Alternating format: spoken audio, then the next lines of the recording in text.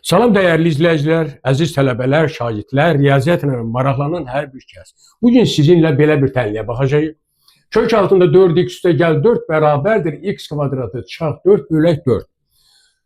Radikal işarəsi sol tərəfdə kök altı işarəsi var, sağ tərəf kvadratik ifadədir.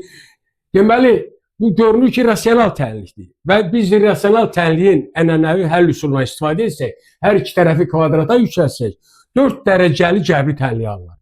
4 dərəcəli cəbri tənliyində həllin araşdırılması çətinləşə bilər, çətin alına bilər. Sadə üsul seçmək fikrinlə yanaşa. Sadə üsul necə ola bilər? Baxıram. Tənliyin sol tərəfi kök altında xətti funksiyadır. Sağ tərəfi də kvadratik ifadədir. Deməli, bu ayrı-ayrı funksiya kimi baxanda hər iki tərəfə 8-ci 9 sirtə keçilən iki funksiya və bu funksiyalar nöqteyi nəzərindən baxıb əyanilik üçün həndəsi təsvir verək, oradan bizə aydın olacaq ki, tənliyin sadə həll üsulu necədir. Baxıram, y bərabərdir, kök altında 4x üstə gəl 4 və y bərabərdir, x kvadrat çıxaq 4 bölək 4. İki funksiyaya baxıram. Düzcaqlı Dekart koordinat sistemində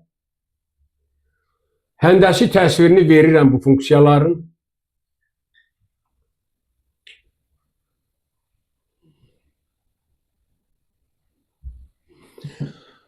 Birinci funksiyaya baxaq. X 0 olanda y 2 olur. 0 olanda 4, 2. Y 2.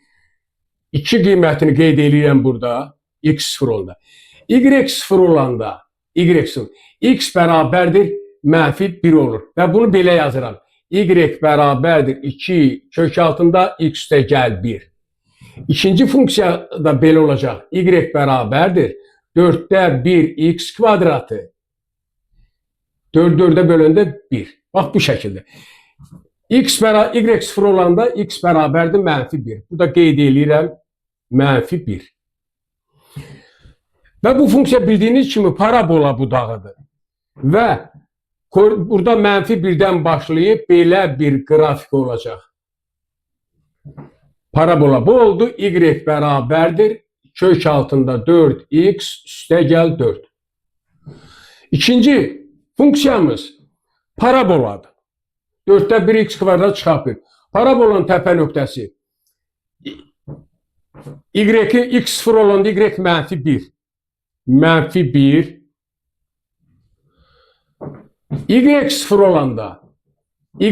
olanda x kvadratı bərabərdir 4 olur. Mənfi 2, 2 nöqtəsindən keçir. Mənfi 2, 2 nöqtəsindən keçir. Bu olacaq mənfi 2. Bu da 2. Deməli, onda parabolamız olur bu şəkildə.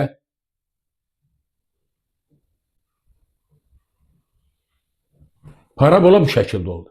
Və bunu da qeyd edirəm. Y bərabərdir x kvadrat çıxaq 4 bölünsün 4.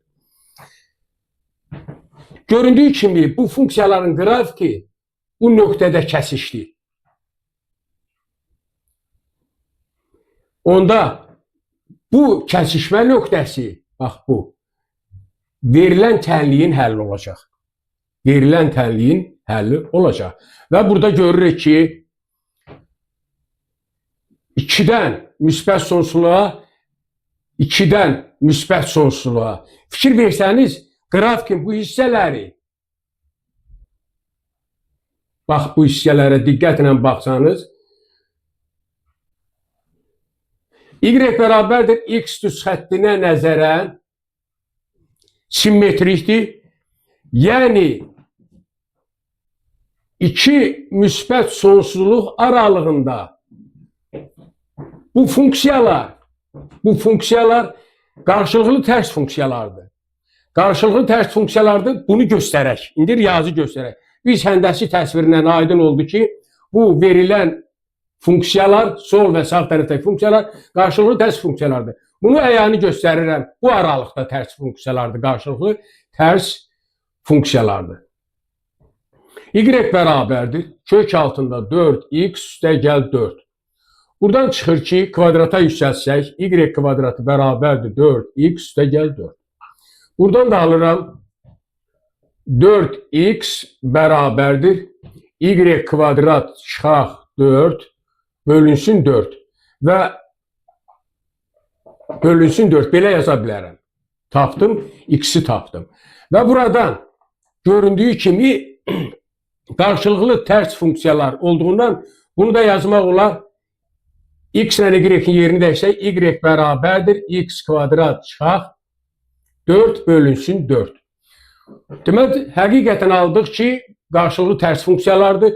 Onda x kvadrat çıxaq 4 bölək 4 bərabərdir x olar. Və buradan tapıram. X kvadrat çıxaq 4x çıxaq 4 bərabərdir 0-a. Belə bir çevrilmiş kvadrat tənliyi aldım. Və buradan ikinci əmsal cüt olduğundan 2-yə bölmə düsturuna yazıram. x1, 2 bərabərdir 2 üstəgəl çıx 4 üstəgəl 4 bərabərdir 2 üstəgəl çıx kök altında 8. Bu da bərabərdir 2 üstəgəl çıx 4 vuraq 2 yazsaq 2 kök altında 2 alınır. Deməli 2 kök tapdıq. x1 bərabərdir 2 üstəgəl 2 kök altında 2. x2 bərabərdir 2 çıxaq 2 kök altında 2. Diqqətlə baxın. Burada x-in qiyməti mənfidir. X-in qiyməti mənfidir. Bu ödəmir. Bu ödəmir. Kənar kökdür. Deməli onda qrafikdən də gördüyümüz kimi bir nöqtədə kəskin funksiyalar.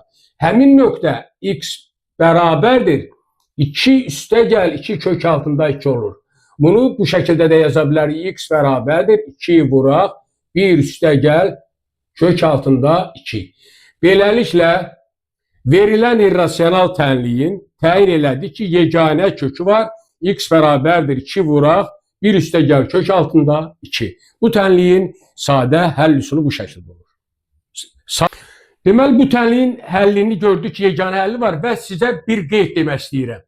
Qeyd ondan ibarətdir ki, bu üsul aşağıdakı ümumi halda doğrudur. Yəni, belə deyək, ixtiyari A böyükdür 0 ədədi üçün kök altında 4 əvəzinə mən yazıram A, AX üstəgəl A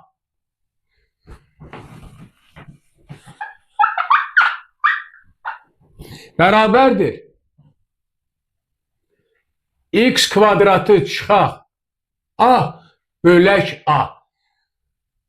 Ümumi halda verilən tənlik bu şəkildə veriləndə də həll metodikası eynidir və deməli istənilən bu şəkilli tənliyə bu həlli tətbiq eləmək olar.